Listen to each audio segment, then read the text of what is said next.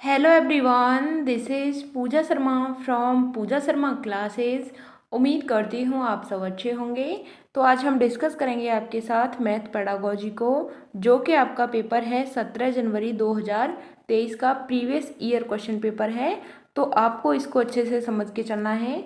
Math pedagogy के 15 question आते हैं और 15 क्वेश्चन आपके कॉन्सेप्ट से आते हैं, तो यह आपका 30 नंबर का हो जाता है। ठीक, सभी सब्जेक्ट आते हैं आपके 30-30 नंबर के आते हैं। टोटल सी टेट के एग्ज़ाम में 5 सब्जेक्ट होते हैं, यानी कि 150 क्वेश्चन होते हैं। और इस एग्ज़ाम के लिए आपको 150 ही क्या मिलती हैं, मिनट मिलती हैं। तो आपको एक क्वेश्चन के लिए 1 मिनट मिल जाती है।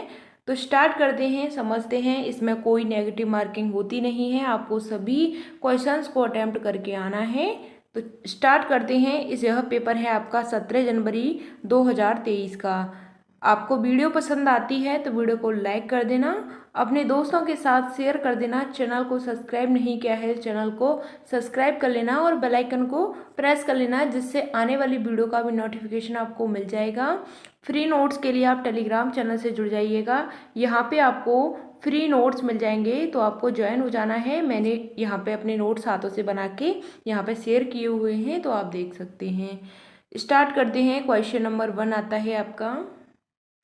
कक्षा 5 का एक छात्र हरमन एक वर्ग के गुण समझाता है। क्या समझाता है? एक वर्ग के गुण को समझाता है। कौन? एक छात्र है कक्षा 5 का हरमन। किंतु वर्गों, आयतों और समांतर चतुर्भुज के बीच के संबंधों की व्याख्या नहीं कर पाता है। तो बेन हिले के ज्यामितीय चिंतन के सिद्धांत के अनुसार हरमन है वह चिंतन के कौन से स्तर पर है। आपको बताना है कि जो वैन हिले हैं, ज्यामितीय चिंतन के लिए जाने जाते हैं, तो वह क्या नहीं कर पा रहा है बच्चा, उस जो समांतर चतुर्भुज और आयत है इनमें क्या नहीं कर पा रहा है, इनकी व्याख्या नहीं कर पा रहा है।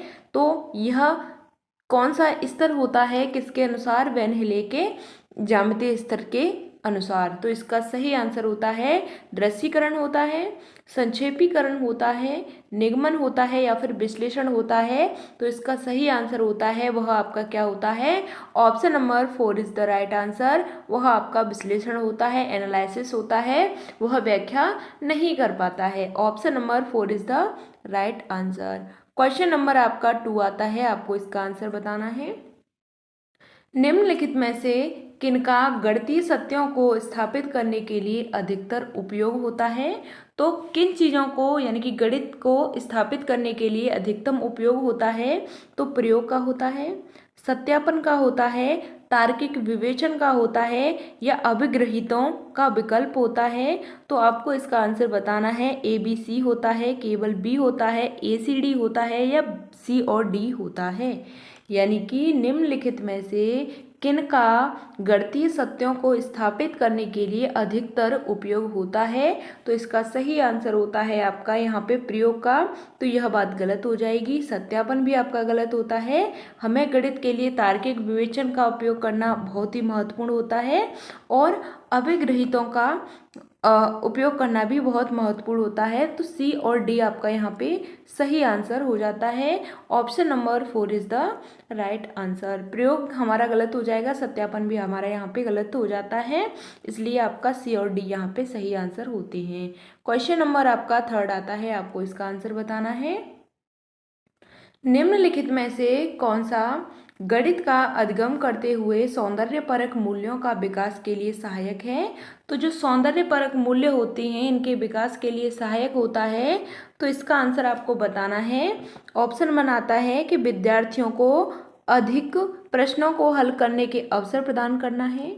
ऑप्शन 2 आता है कि भिन्न कलाओं, वास्तुकला, रंगोलियों में गणित के उपयोग का अन्वेषण करना होता है।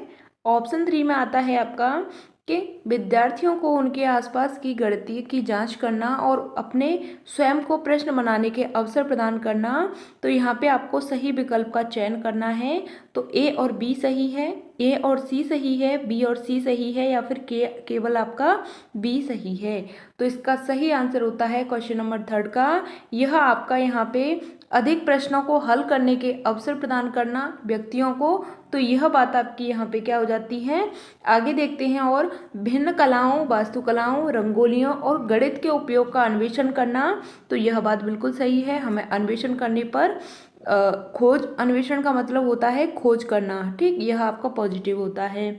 ऑप्शन 3 में दे रखा है कि विद्यार्थियों को उनके आसपास की गणितीय की जांच करने और अपने स्वयं को प्रश्न बनाने के अवसर देना चाहिए, तो यह बात भी आपकी यहाँ पे सही हो जाती है।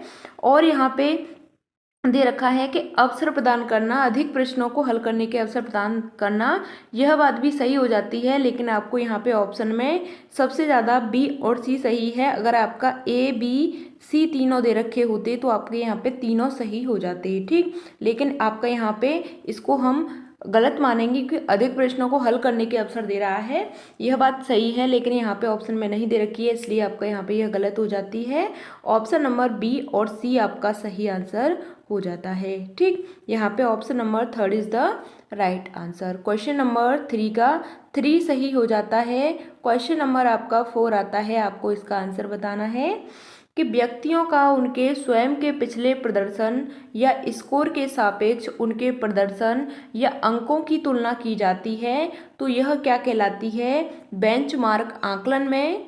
ऑप्शन 2 आता है इप्सेटिव आकलन में। ऑप्शन 3 आता है मानदंड संदर्भित आकलन में। ऑप्शन 4 आता है सामान्य संदर्भित आकलन में। तो इसका आपको आंसर बताना है कि पिछले प्रदर्शन या स्कोर के सापेक्ष उनके प्रदर्शन या अंकों की तुलना की जाती है, तो यह क्या कहलाता है, तो यह आपका इंसेप्टिव आकलन कहलाता है। क्या कहलाता है, इप्सेप्टिव आकलन कहलाता है। Option number 2 is the right answer, क्योंकि इसमें क्या हो रहा है, इसमें प्रदर्शन के लिए अंकों की क्या की जा रही है, तुलना की जा रही है। कौन से अंकों की, जो पिछले प्रदर्शन में दिखाए हुए अंक होते हैं उनकी तुलना की जाती है, तो यह आपका इप्सेप्टिव आकलन कहलाता है। क्वेश्चन नंबर 5 आता है, आपको इसका आंसर बताना है। निम्नलिखित में से कौन सा प्राथमिक स्तर के गणित में आकृतियों का परिचय कराने का मुख्य उद्देश्य हो सकता है, तो दृश्यीकरण कौशल के विकास में।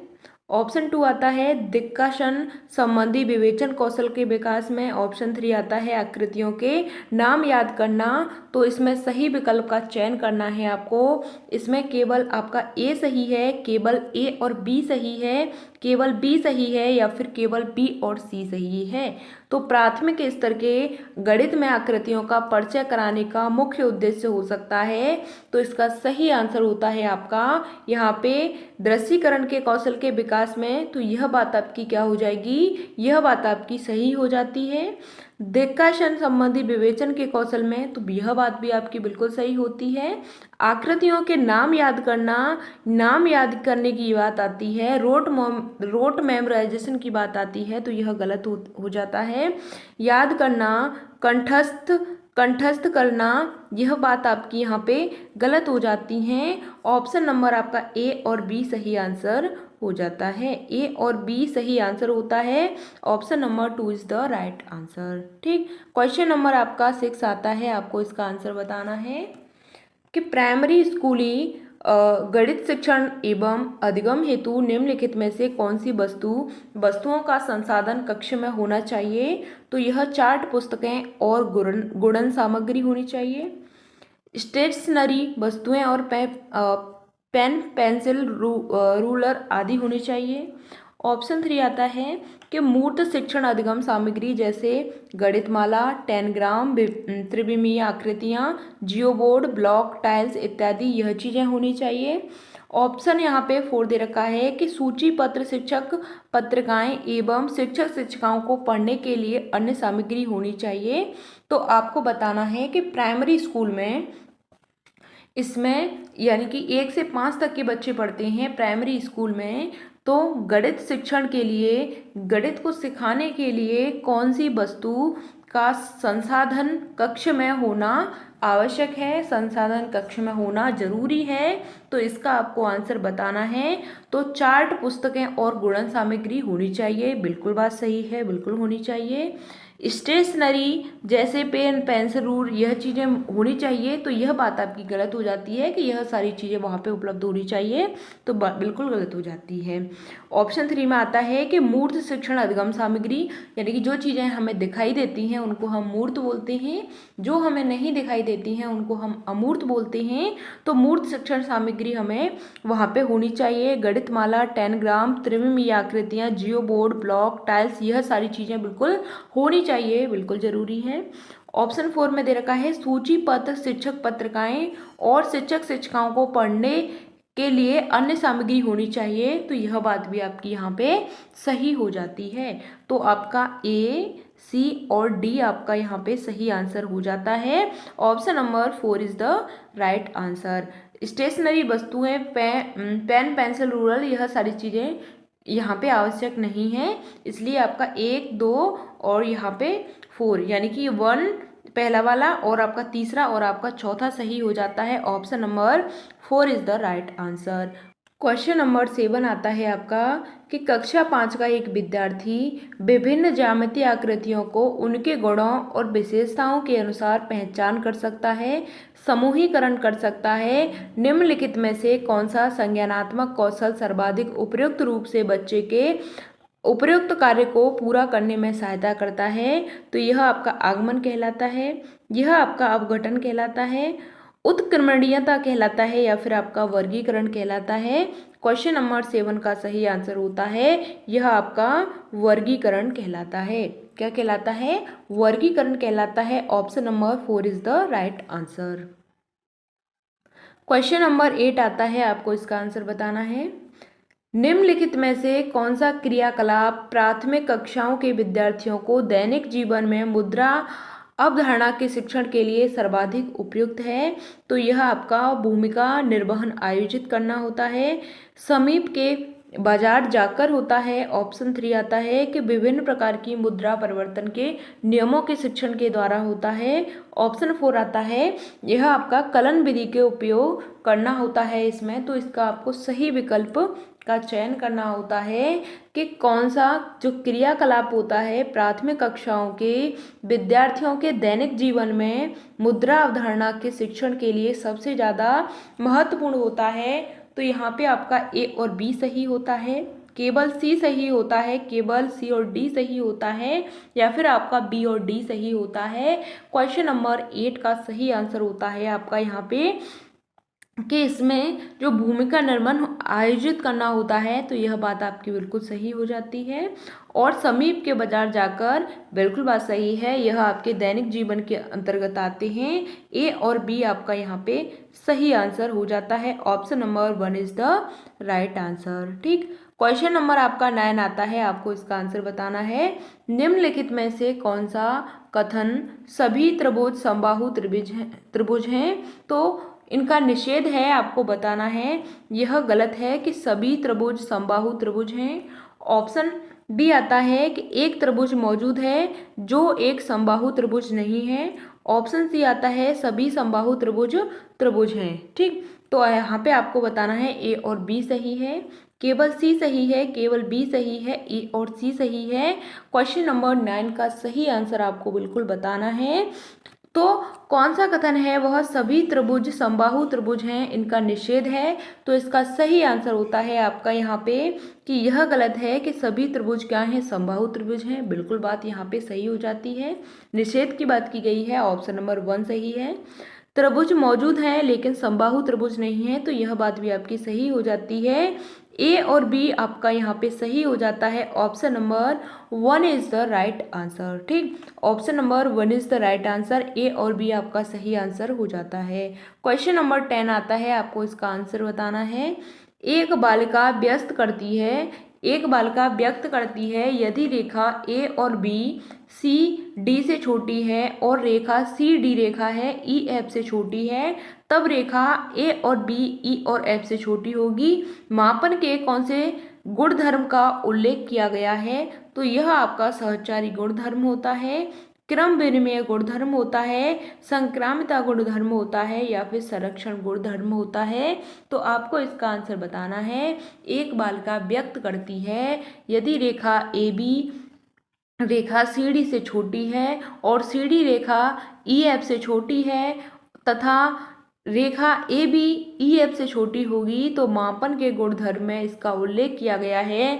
तो यह आपका क्या कहलाता है? तो यह आपका संक्रामिता गुणधर्म कहलाता है। Option number 3 is the right answer. यह इससे छोटी है, सी डी ई एफ से छोटी है, ए बी ई एफ से छोटी है, तो यह आपका संक्रामिता गुणधर्म कहलाता है। Option number 3 is the right answer.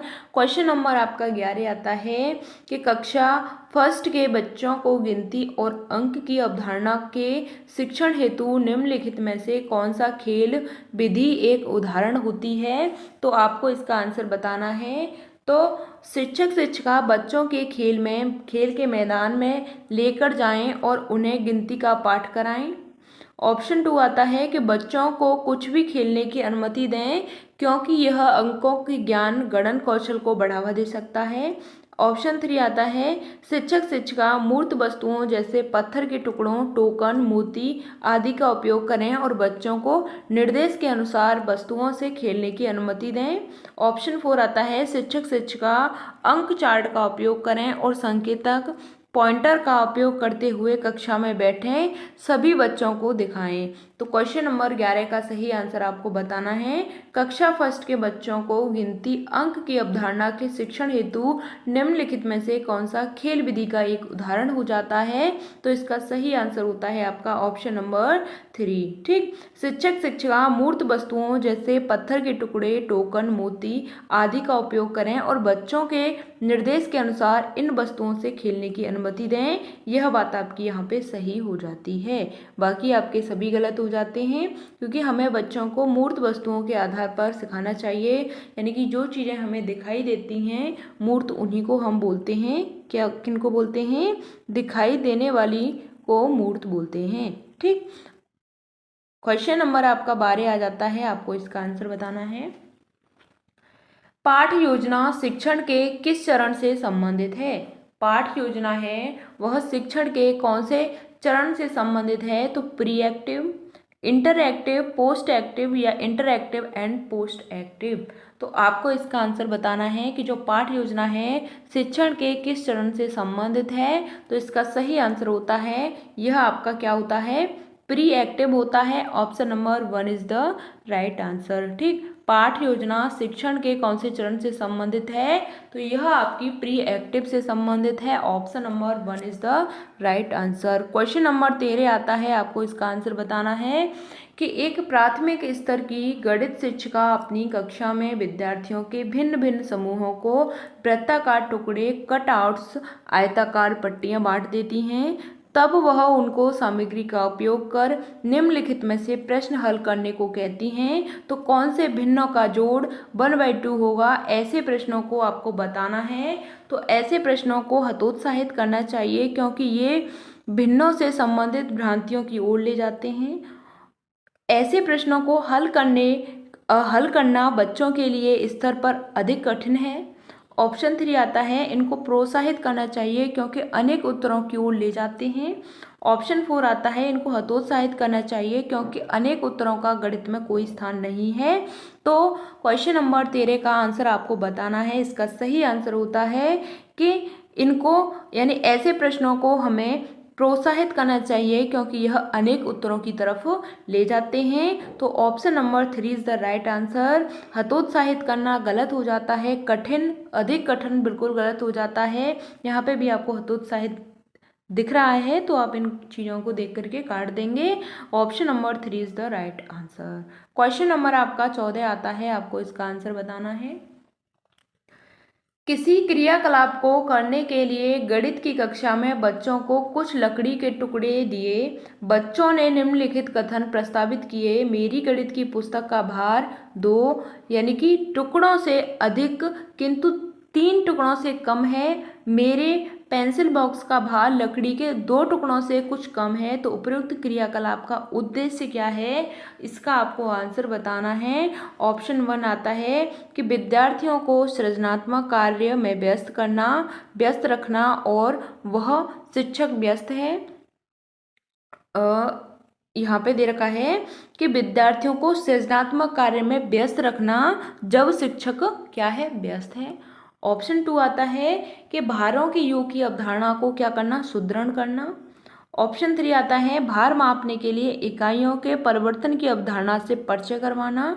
Option 4 आता है भार मापने की अवधारणा का परिचय देने के लिए आधार बनाना। क्वेश्चन नंबर 14 का सही आंसर होता है यहाँ पे कि किसी क्रियाकलाप को करने के लिए गणित की कक्षा में बच्चों को कुछ लकड़ी टुकड़े दिए, बच्चों ने निम्नलिखित कथन प्रस्तावित किए, मेरी गणित की पुस्तक का भार 2 टुकड़ों से अधिक 3 टुकड़ों से कम, मेरे पेंसिल बॉक्स का भार लकड़ी के 2 टुकड़ों से कुछ कम है। तो क्रियाकलाप का उद्देश्य है, तो क्वेश्चन नंबर 14 का सही आंसर होता है आपका ऑप्शन नंबर 4 कि भार मापने की अवधारणा का परिचय देने के लिए आधार बनाना। ठीक, क्वेश्चन नंबर 14 का option number 4 is the right answer. Question number 15 आता है, आपको इसका आंसर बताना है।